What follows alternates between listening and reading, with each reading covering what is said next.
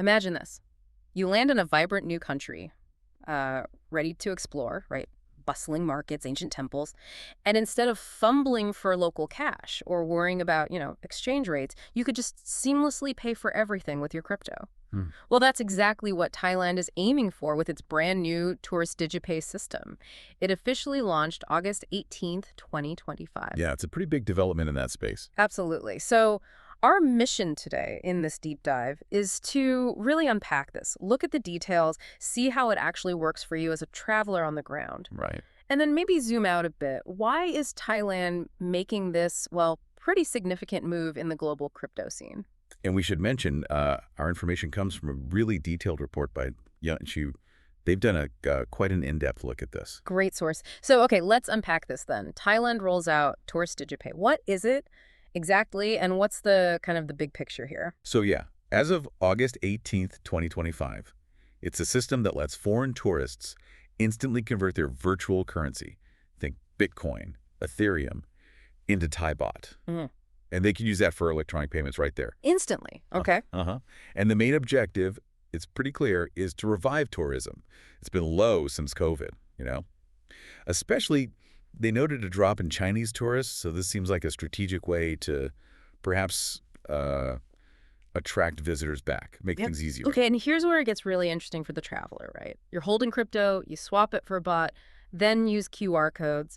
But how seamless is it really? Is it like using, say, Apple Pay back home? That's the goal, yeah. The tourist wallet is designed for smooth payments. It particularly helps travelers from countries where their QR payment systems maybe don't automatically work with Thailand's. That interoperability issue. Ah, Think of it maybe like foreign visitors using Suica in Japan. Yeah, for transport, shops. right, without needing physical yen. Exactly. Just streamlines the whole transaction process, makes it much more frictionless for the visitor. That sounds incredibly convenient, I have to say. So how does a tourist, actually get set up? What's the process? Are there hoops to jump through? There are definitely some steps, mainly for security and compliance reasons. First, you have to open an account. And that has to be with an operator approved by both the Thai Securities and Exchange Commission, the SEC, and the Bank of Thailand. Okay, dual approval. Yeah. Makes sense. And crucially, strict. Know your customer KYC and customer due diligence CDD procedures are absolutely mandatory. These follow the standards of the Thai Anti-Money Laundering Office, AMLO. That's vital, obviously, for preventing illicit use. Right, standard stuff for financial services these days. Okay, so I've done the KYC, jumped through the hoops, my tourist wallet is set up and maybe loaded. Walk me through it. I'm grabbing some mango sticky rice from a street vendor. What happens? How do I pay? And this is converting, say, my Bitcoin or ETH right then. Exactly right. For you, the tourist, it should be remarkably simple. You'd open your tourist wallet app. That app connects to an SEC-approved exchange. You pick your crypto, BTC, ETH, whatever you hold. It converts instantly into Thai baht in that wallet. Then at the stall, you just scan their regular QR code. The same QR codes they already use? The very same ones, yeah. Oh. You confirm the amount, payment's done, almost instant. And the vendor sees the sale right away. Now, initially, it's a prepaid system, so you load it up. But they do have plans down the line to integrate the tourist wallet directly with foreign debit and credit cards, too. Okay, adding more options later. Exactly. Makes it even more accessible. That sounds incredibly smooth for the user side. But it does raise a question about safety, right? And preventing misuse. You mentioned AMLO. Are there limits, restrictions? Yes, absolutely. That's a key part of the design. Mhm. They've built in some pretty robust safeguards. For instance, there are monthly spending caps. It's up to 500,000 baht. That's roughly, what, 13,500 US dollars? For larger merchants, the ones with card terminals. Okay. But for smaller shops like, street vendors, general stores, the limit is lower, up to 50,000 baht per month. So about $350, still quite a bit for daily spending. Oh, for sure. Enough for most tourist activities. Another really critical rule. You cannot withdraw cash from your charged balance. Ah, okay. No hitting an ATM with this. Correct. And its use is banned in industries considered high risk for money laundering. The casinos, maybe certain types of dealers. And if you have leftover baht in the wallet when you leave, you can only get it refunded when you actually close your service account as you depart Thailand. So you can't just cash out remaining crypto-converted baht easily. Precisely. These rules are all there specifically to, well, prevent misuse of virtual currencies, combat illegal money flows. It's about balancing that convenience, that tourist appeal, with really strong security. building trust in the system. It sounds like a careful balancing act. It is, and it's worth noting, too, this isn't completely out of the blue. This nationwide rollout is actually an expansion. They ran as a successful trial program first down in Phuket, so they've tested it, learned from it. It seems like a pretty well-thought-out, iterative approach. Good point. Phuket is often a test bed for tourism initiatives there.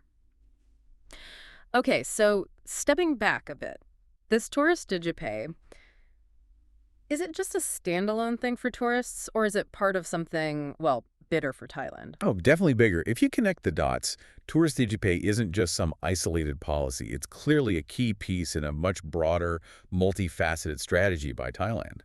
They seem to be really embracing virtual currencies and digital assets across the board. How so? What else are they doing? Well, we've seen several other significant policy shifts recently.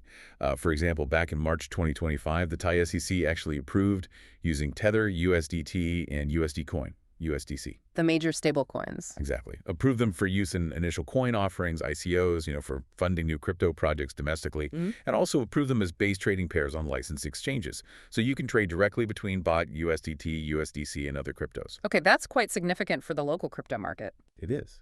And then just this past June 2025, the cabinet approved a really interesting tax measure, a 5-year exemption from personal income tax on capital gains from selling virtual currency. Wow, 5 years tax-free on crypto gains. Well, with a condition.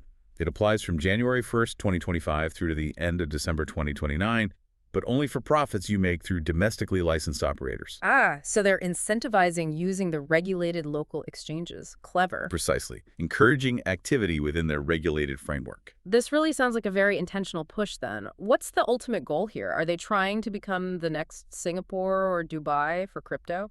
That seems to be exactly the ambition.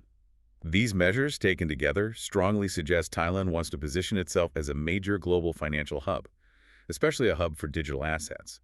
They're clearly aiming to attract companies, developers, investors, similar to how Dubai and Singapore have courted fintech and finance. A crypto-advanced nation in Southeast Asia. That's a good way to put it. And there are other signs, too.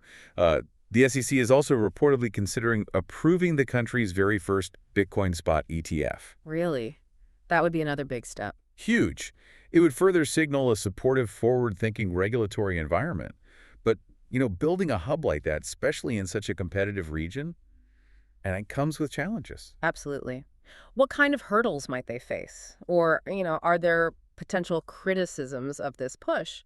Well, you're right. It's ambitious. Challenges include ensuring regulatory clarity and consistency as the tech evolves so fast. Also, developing the local talent pool needed to support a thriving digital asset ecosystem.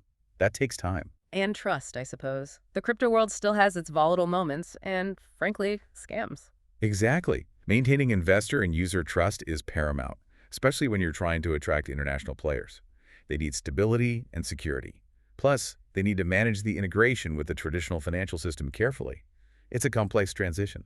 Yeah, it definitely seems like Thailand is setting itself up to be this crypto-advanced nation in the region, using regulation, tax breaks, tourism hooks. All to foster growth and attract new investment and, of course, tourist demand, while trying to navigate all those inherent challenges we just talked about. So wrapping up our deep dive today, Yeah. we've really seen how Thailand is strategically weaving cryptocurrency into, well, both its tourism strategy with TouristDigiPay and its broader financial landscape with these tax incentives and regulatory moves. Yeah, it's fascinating. Thailand isn't just, dipping a toe in the water here.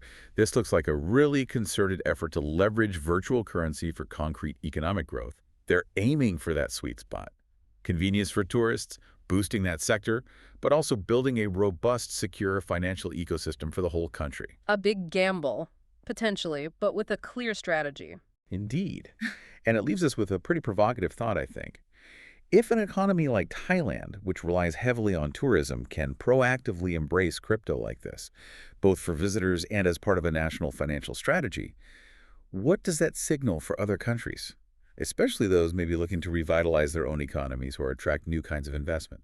Could we see seamless crypto payments becoming like a new standard for global travel? Possibly. But what other challenges might pop up down the road? Things we haven't even thought of yet, maybe around, say, global financial stability or even individual privacy as these systems become more widespread. Definitely something to chew on, whether you're planning your next trip or just pondering the future of money and how we interact globally.